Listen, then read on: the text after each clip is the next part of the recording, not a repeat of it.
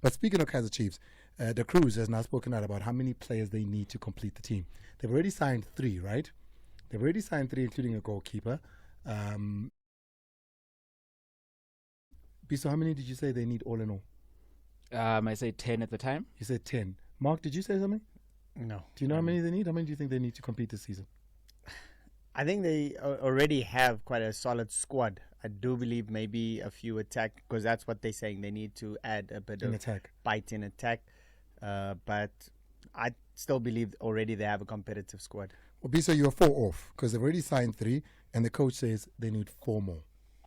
Lilepo, il a aujourd'hui, mais on doit avoir des profils différents pour avoir une équipe, comme il faut dire, hybride. He said that there is 4 positions on the offensive part: the strikers, the 2 wingers, and the offensive middle field. So we have good profiles for the moment, but he asks to the management to have different profile, to have an hybrid team, okay, to be able to play different football and to adapt all the season. Pour être moins prévisible.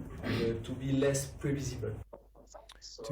To be less predictable, they need 4 more players in addition to the 3, so that makes it 7. Let's go to the coach again here, speaking about the update on Lilepo as well as Cele. Lilepo, aujourd'hui, il y a des discussions parce qu'il a eu une opportunité et le club a écouté cette opportunité.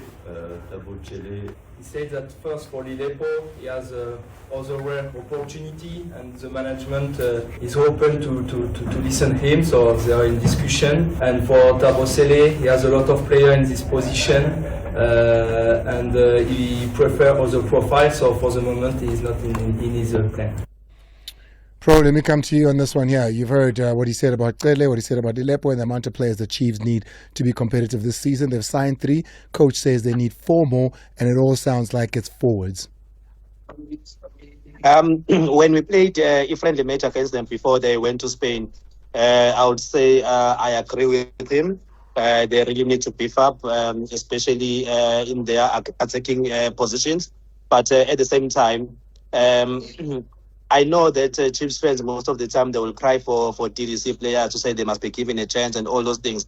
But for a Kaizer Chiefs to challenge for the league title, to challenge Sundowns, to challenge Pirates, I think they really do need those 4 players. They need, I think, at most 2 strikers that can score at least 7 or more goals per season to complement Flavio. Otherwise, if they can't beef up in those positions and if they can't get a 10, that's going to consistently create opportunities for them, same like an on-form Sereno used to do. It's going to be a difficult season for them again. But I do believe that the sporting director will support him, and he's going to get that. If they don't get them now, hopefully in the January transfer window, they are going to get something. But I think the coach deserves to be given an opportunity. And with the player that he has released, I don't think Glody Lilepo was with them anymore. I don't think he was prepared to play for them, and it is very difficult to keep an unhappy player. So the best solution for them was to let them go. It's the Thabo one that I find strange, but hopefully they are going to compete this season, and if they can get those players that they want, I think they will be untouchable going forward. Mark, 7 players is the total number. 4 is what they need to still acquire. 3 they've got. Lilepo and Cele gone. Again, for me, like I said, I believe that the squad is competitive, and if they are going to add value, they must bring in what they don't have, or they must bring in an improvement of what they currently have. I like what the coach says. He doesn't necessarily want to replace anyone. He just wants different options. He speaks about Cele, and he says he just wants a different profile. So the profile of attackers that he wants different to what he currently has. So do you want a mobile striker? Do you want wingers that are, old school, old-fashioned wingers? So you just want something different so that they can be versatile and have a variety of ways that they can play in planning for different opponents. And that all makes sense. And so it's just about the quality, what's available, what's out there. We know there's been talk about we spoke about Langalile Pili. Now Maseko, does he become available? Is that an option for Kaizer Chiefs? Maseko. Yeah, I mean, is that something that they would consider because they want attacking players? So it's about the quality that's available to them. It's no use signing players for the sake of signing. It's, are they going to be improving? Whoever they sign must definitely come in and improve the squad. And Grobler is available as far as the forwards is concerned. We heard, of course, and I'm not sure if we're going to talk about it here, but you've got Shalulile and Mabasa who say they'd rather opt to look outside of South Africa first. Then you've got Zakele Lepasa, who, is a player that's with Siwelele, but, I'm pretty sure could be convinced or bought to move over to a Kaizer Chiefs. As far as the strikers is concerned, I'm not sure how much there is as far as available firepower up front. 4 is what they need. 3 is what they've got in Biso.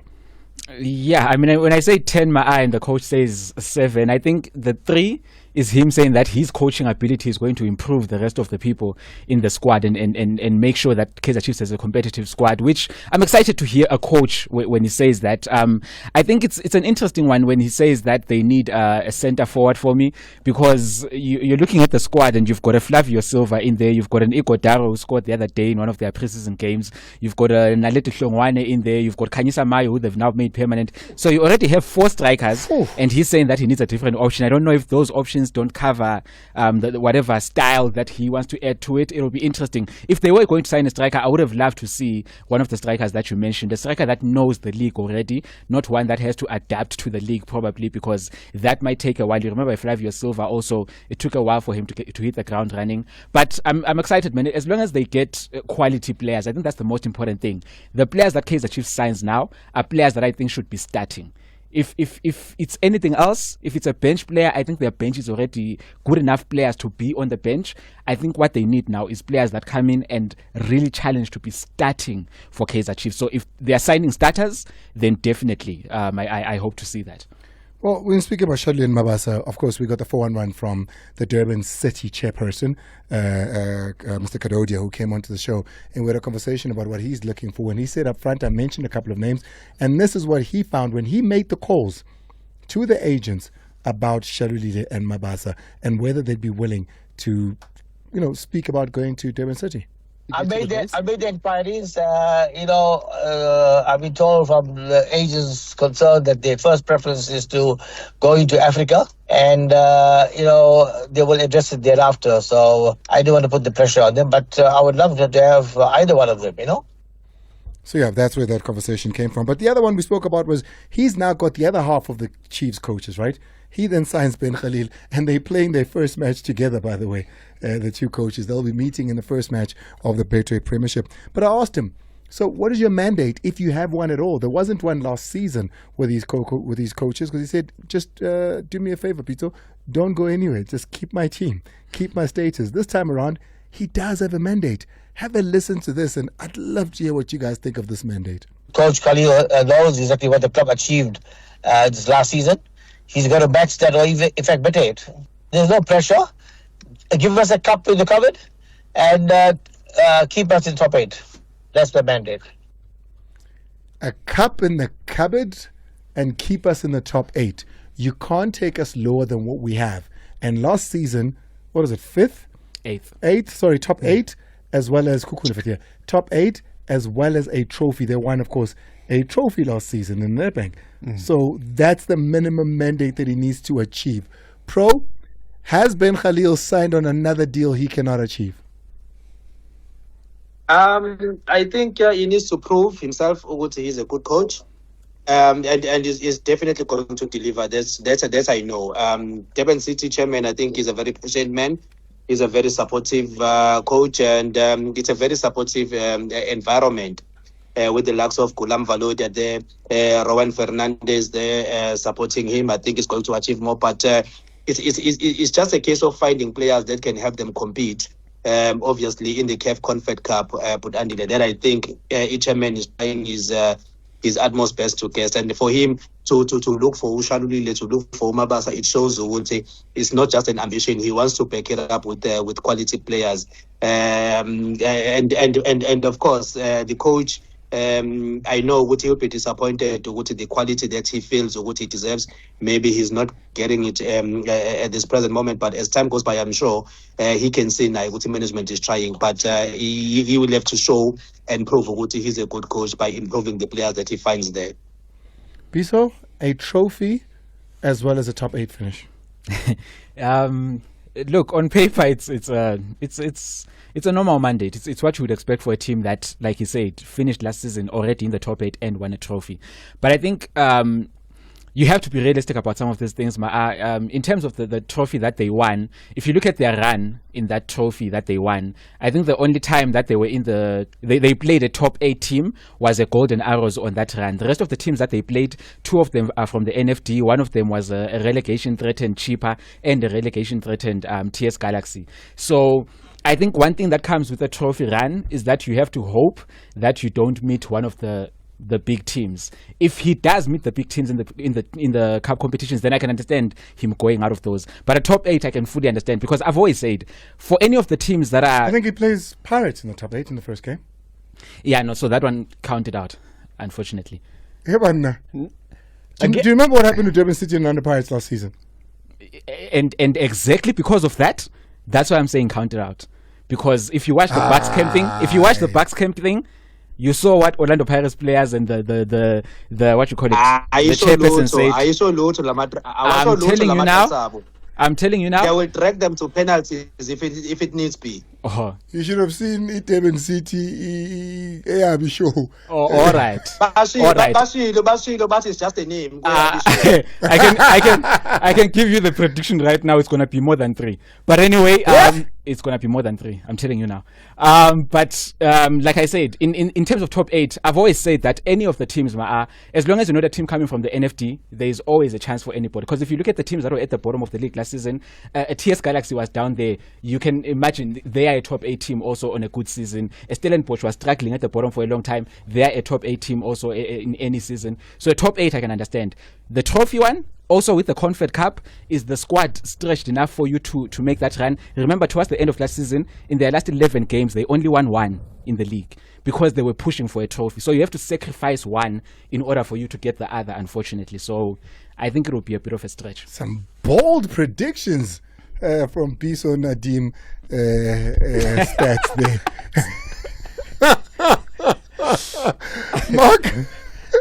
No, again, I'm just going to say I love what I heard, because for once I feel like I heard some sober expectations. Though that for me, those are sober expectations from the chairman. I don't think there's anything unrealistic in what he's expecting. When you look at it over the past couple of years, we've seen, Stelli's win a trophy. Durban City themselves have won a trophy. We saw Magezi win a trophy.